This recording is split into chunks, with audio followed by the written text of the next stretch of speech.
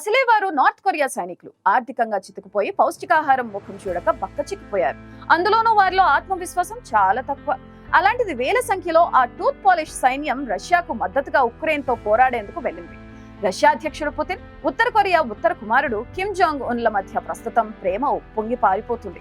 స్నేహ సంబంధాలను పెంచుకునేందుకు రష్యా అడిగిందే తడవుగా తమ దేశం నుంచి 10,000 మంది సైనికులను రష్యాకు పంపించింది ఉత్తర కొరియా. తీరా చూస్తే వారిలో కనీసం పోరాడే స్టామినా కరువైంది. ఉక్రెయిన్ తో జరుగుతున్న యుద్ధంలో రష్యాకు సాయంగా వెళ్లిన ఉత్తర కొరియా సైన్యానికి అపరిమిత స్వేచ్ఛ దొరికింది. దీంతో వారు యుద్ధాన్ని పక్కన పెట్టి ఇన్నాళ్ళు తమకు దూరమైన స్వేచ్ఛను అనుభవిస్తున్నట్లు బ్రిటన్ వార్తా సంస్థ ది ఫైనాన్షియల్ టైమ్స్ పేర్కొంది. ఉక్రెయిన్ సరిహద్దులకు చేరుకున్న ఉత్తర కొరియా సైన్యానికి ఇంటర్నెట్ అందుబాటులోకి రావడంతో అక్కడ వారు పోర్న్ చూడటంలో మునిగి తేలుతున్నట్లు తెలిపింది. గతంలో ఇటువంటి వెసులుబాటు లేకపోవడంతో అంది వచ్చిన అవకాశాన్ని వారు సద్వినియోగం చేసుకున్నట్లు పత్రిక తన కథనంలో రాసుకొచ్చింది. అయితే ఈ సమాచారం ఎలా సేకరించిందన్న వివరాలను వెల్లడించలేదు. తమ దేశంలో ఎలాగూ ఈ సౌకర్యం లేదు. అందుకే విచ్చలవిడిగా వ్యవహరిస్తున్నారు ఉత్తర కొరియా సైనికులు.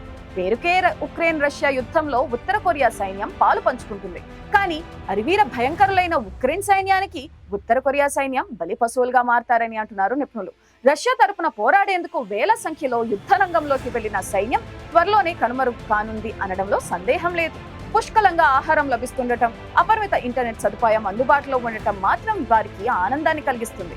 దీంతో విచ్చలవిడిగా అశ్లీల చిత్రాలు చూడటంలో నిమగ్నమయ్యారని బ్రిటన్ వార్తా సంస్థ ది ఫైనాన్షియల్ టైమ్స్ కథనం తెలిపింది. ఉక్రెయిన్ యుద్ధం వేళ రష్యా కోసం భారీగా కాలం చెల్లిన ఆయుధ సామాగ్రిని కూడా పంపించింది ఉత్తర కొరియా.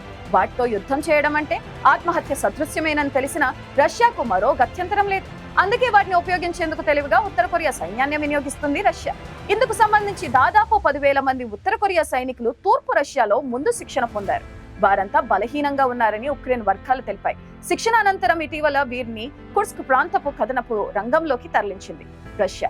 ఈ క్రమంలోనే కిమ్ సేన ఇంటర్నెట్ వినియోగంపై ఇటువంటి వార్తలు వచ్చాయి. అయితే వారిలో ఇప్పటికే కొందరు ఉక్రెయిన్ దళాల చేతిలో చనిపోయారని ప్రకటించారు ఉక్రెయిన్ అధ్యక్షుడు జెలెన్స్కీ. గత 2 ఏళ్లుగా సాగుతున్న ఉక్రెయిన్ యుద్ధం ఎటూ తేలడం లేదు. కొన్ని రోజుల్లో ముగిస్తామని బీరాలు పలికిన రష్యా పిచ్చుకులాంటి ఉక్రెయిన్ ను ఎదుర్కోలేకపోతుంది. ఇప్పటికే వేలాదిగా సైన్యాన్ని కోల్పోయి దిక్కుతోచని స్థితిలో ఉండిపోయింది. ఇప్పుడు ఉక్రెయిన్ నేరుగా రష్యాపైకి డ్రోన్లు ప్రయోగిస్తూ హడలెత్తిస్తున్నారు. త్వరలో ఏదో ఒకటి జరిగి యుద్ధం నిలిచిపోనట్టయితే అంతర్జాతీయంగా రష్యా పరుగు పోవడం ఖాయమంటున్నారు విశ్లేషకులు. రష్యా అధ్యక్షుడు పుతిన్, ఉత్తర కొరియా అధ్యక్షుడు కిమ్ జాంగ్ ఉన్ మధ్య సత్సంబంధాల వల్లే ఉత్తర కొరియా తమ సైనికులను రష్యా పంపిందని, యుద్ధంలో ఉత్తర కొరియా జోక్యం చేసుకుంటే తీవ్ర పరిణామాలు ఎదుర్కోక తప్పదని ఉక్రెయిన్ ఇప్పటికే హెచ్చరించింది. అయితే ఇక్కడ ఓ చిక్కు వచ్చి పడింది. అమెరికాలో బైడెన్ శకం ముగిసి మళ్లీ ట్రంప్ పాలన వస్తుండటం ఉక్రెయిన్ అధినేత జెలెన్స్కీకి మింగుడు పడటం లేదు. ఖచ్చితంగా తమ దేశానికి ఆయుధాలు, నిధులు సరఫరా చేస్తేనే రష్యాతో పోరాడటం సాధ్యమవుతుంది. ఆ సప్లై తగ్గిపోతే ఇక యుద్ధం అన్నది ఉత్తమాటే అవుతుంది. ఇన్నాళ్ళు యుద్ధం పేరిట అమెరికా నుంచి బిలియన్ల కొద్ది నిధులు దండుకున్నాడు జెలెన్స్కీ. ఇప్పుడు ట్రంప్ వస్తుండటంతో తన ఆటలు సాగపోవడం లేదని గ్రహించి తన్ను ఒంటరిని చెయ్యొద్దంటూ నాటో సహా అమెరికాను వేడుకుంటున్నాడు జెలెన్స్కీ. ట్రంప్, కిమ్ జాంగ్ ఉన్లు కూడా మిత్రులుగానే ఉంటారు. గతంలో ఒకసారి ట్రంప్ అధికారంలో ఉన్నప్పుడు నార్త్ కొరియా సందర్శించారు ట్రంప్. ఆ సందర్భంగా కిమ్ తనతో ఎంతో సన్నిహితంగా ఉన్నారు. ఇప్పుడు తన గెలుపుతో కిమ్ ఆనందంగా ఉన్నాడు. పైగా తాను పుతిన్తోనూ సన్నిహితంగా ఉంటాడు. చైనా మొదటి నుంచి నార్త్ కొరియాను తన శిష్య దేశంగా చూస్తుంది. దాంతో అగ్రరాజ్యాల అధినేతలు తన వెంటే ఉన్నారన్న విశ్వాసం కిమ్ జాంగ్ లో ఉంది. అందుకే విచ్చలవిడిగా క్షిపణి పరీక్షలు చేస్తూ ఎక్స్ట్రీమ్ స్టేట్మెంట్లు విడుదల చేస్తున్నాడు. అందుకే రష్యాకు మద్దతుగా ఉక్రెయిన్ తో పోరాడుతున్న రష్యా సైనికులకు అండగా నార్త్ సైన్యం వచ్చి చేరింది. కానీ అక్కడి పరిస్థితి గమ్మత్తుగా మారింది.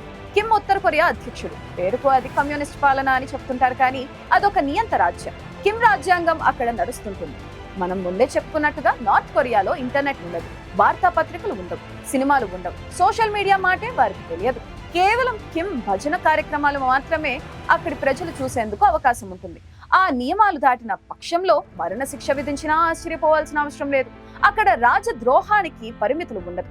అందుకే క్షణక్షణం అక్కడి ప్రజలు భయపడుతూ బతుకుతుంటారు. రాజ్కు వ్యతిరేకంగా ఒక్క మాట కూడా మాట్లాడరు. అణు ఆయుధాలు, అణు ప్రయోగాలు చేస్తున్న ఉత్తర కొరియా దుర్భర దారిద్ర్యంలో కొట్టుమిట్టాడుతుంది. ప్రపంచ దేశాలతో చాలా వరకు కఠిన ఆంక్షలు ఎదుర్కొంటుంది. ఇప్పటికే అక్కడి ప్రజలు ఉపాధి లేక, ఉద్యోగాలు లభించక నరకం చూస్తున్నారు. ఇదే సమయంలో అక్కడ కరువు కాటకాలు సంభవించి ప్రజలకు 3 పూటలా తినేందుకు అన్నం కూడా లభించడం లేదు.